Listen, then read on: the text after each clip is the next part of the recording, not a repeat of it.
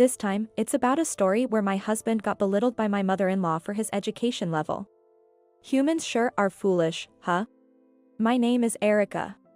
I live with my husband, who I've been married to for 3 years, and our kitten, Bella. My mother-in-law believes that academic credentials are everything. She was always so proud that her son, Kevin, graduated from a prestigious university. In our small town, where there's only one convenience store, she's quite well known and has a deep connection with the neighbors. At neighborhood gatherings, my mother-in-law mostly brags about her son. The woman who marries such a son must also have an impressive educational background. The first time I met her when we announced our engagement, she immediately asked, "Which university did you graduate from?" "I'm a Harvard grad, you know." When I told her the name of my university, she made a visibly disgusted face. Apparently, she hadn't heard of it. In her mind, an unfamiliar university equals Tier 3 university, and she assumed I was from a low-ranked school. Since then, she seemed to have issues with my education, but while she did allow the marriage, she began to mistreat me afterward. She would wait until my husband and father-in-law weren't around and then say near me, "Why did Kevin have to marry someone with such a low education?" She said, "Someone like him isn't a match for you." She suggested, "You must have forced the marriage or blackmailed him into it." She even said, "It's a pity for any child born to a mother like you. Better not to have them at all." These were the kinds of things she would say every time we met.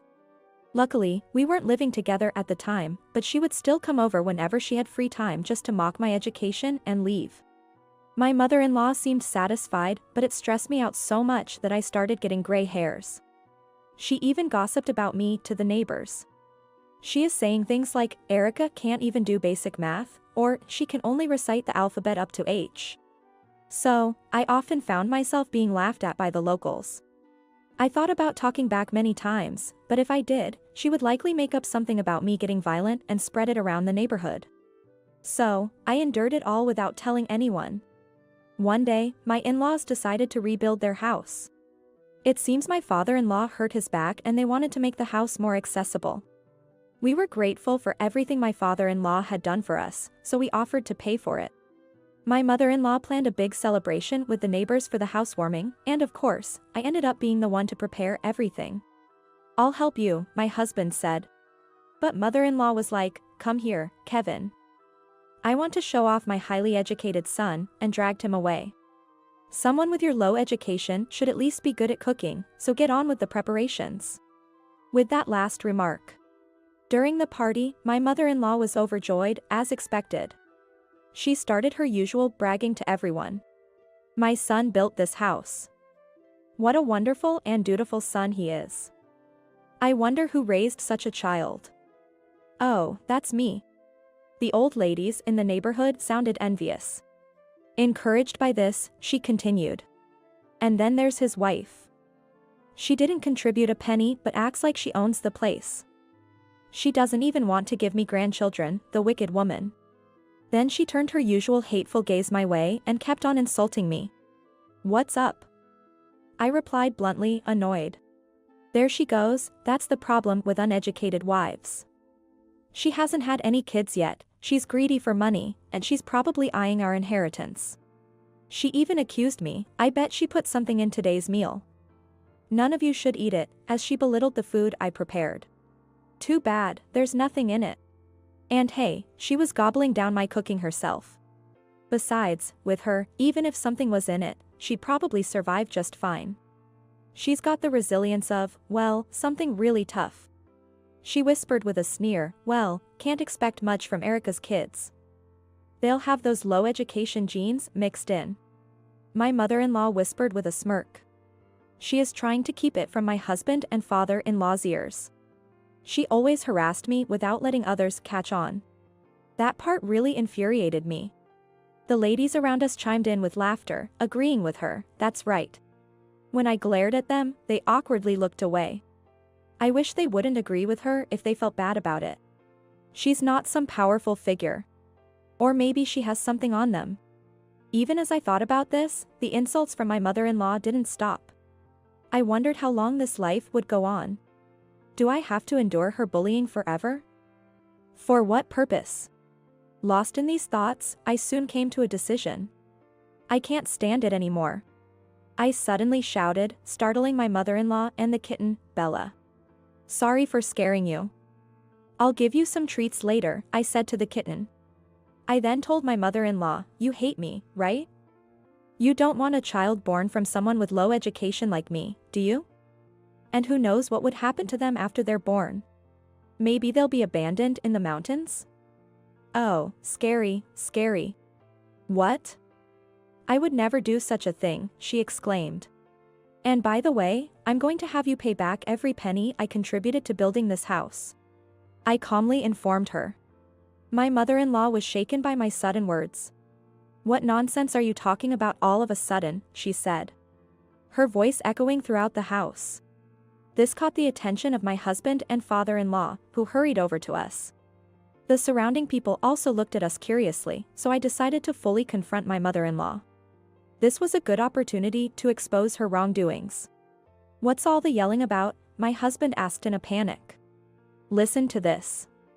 Erica says she didn't contribute any money, but now she wants me to pay back the money for building the house.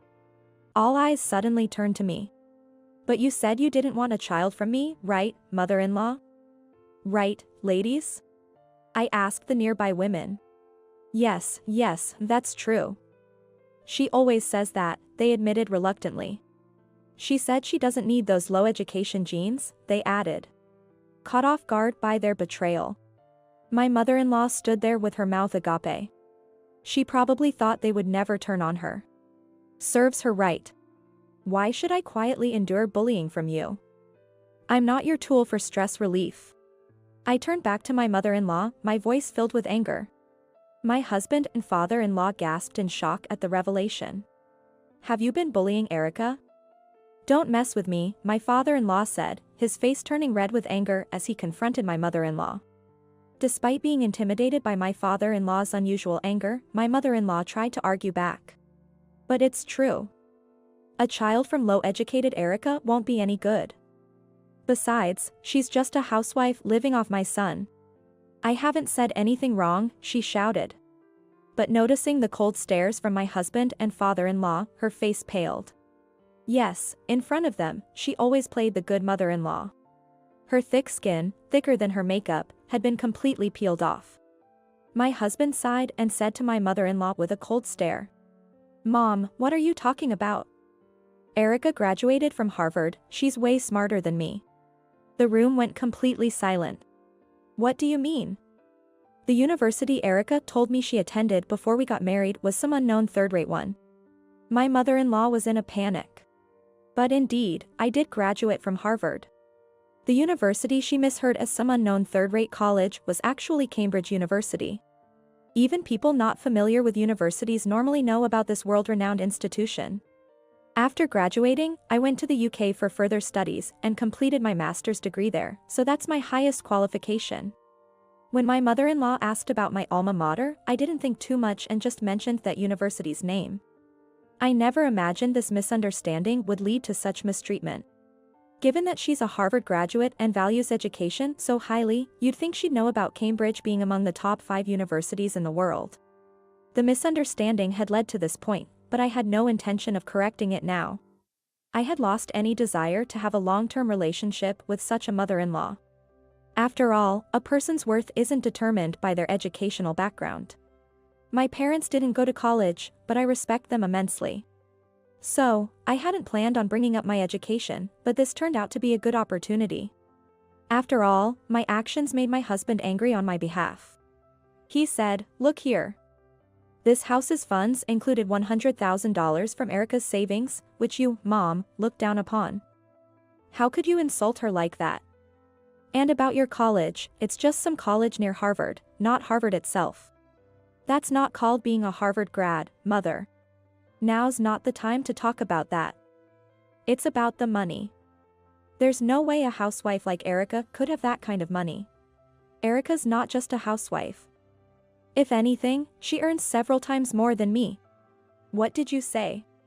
The mother-in-law voiced her surprise. "Yes, I make my living through stock trading, earning over $10,000 a month.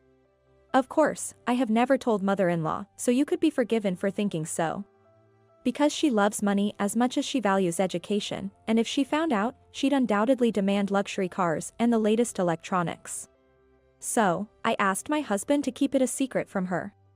In fact, since I'm always at home when she calls or visits unexpectedly, she assumed I was a housewife. My mother-in-law was left speechless by this unexpected revelation, simply standing there in astonishment. Here's an answer to a question some of you might have. Why did I contribute to the house's funds for a mother-in-law I disliked?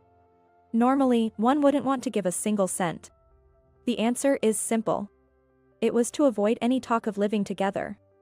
By giving her an accessible and comfortable home, I thought she would stay quiet and not bother us, especially after slightly injuring herself. And if she's comfortable in her own house, she'd likely visit ours less frequently. It was an expense for my own peace of mind. Doesn't that sound logical? But now, having completely seen my mother-in-law as an enemy, I said, anyway, I want the full $100,000 back. If you can't pay, sell the land and house. If you don't like that, borrow the money from a financial institution. I stated this firmly. That's outrageous. This house is ours now, and I have no intention of giving you a penny. Finally breaking his silence, my father-in-law shouted at her. How much more do you need to upset everyone around you? Look around. Nobody is on your side. My mother-in-law began to cry as my father-in-law yelled at her. But no matter how much he urged her to apologize, she refused to bow her head. Her pride being too strong. In the end, my mother-in-law left without apologizing or even looking at me. I'm so sorry, Erica.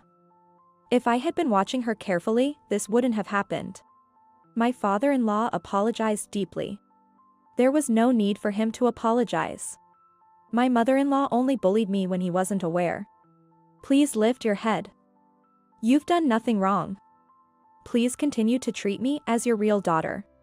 Saying this, I placed my hand on his shoulder. My father-in-law said, Thank you, Erica. Leave her to me. I'll make sure she never bullies you again, and went after my mother-in-law. The people around us also seemed relieved as the situation calmed down. Then, the neighborhood ladies apologized to me and even declared they would cut ties with my mother-in-law, which really lightened my heart. A month later, my father-in-law announced that he was divorcing my mother-in-law. Apparently, it wasn't just about that day's events, my mother-in-law had been having an affair with a highly educated middle-aged man. My father-in-law, who had suspected something was off, had hired a private investigator to secretly gather evidence. The divorce was quickly finalized, and my mother-in-law had to pay the $100,000 I contributed for the renovations as alimony. The alimony was apparently fronted by her lover. In return, she's now being made to work as a maid. My father-in-law reported with a look of disbelief. Now, both my father-in-law and I can live without being troubled by my mother-in-law. I am currently 5 months pregnant, and my husband, father-in-law, and the neighborhood ladies are all very concerned about my health and have been a great help. I guess I have to thank my mother-in-law a little for gaining so many allies. Looking forward, I hope to live a happy life with my soon-to-be-born child, my husband, father-in-law, and our cat, Bella.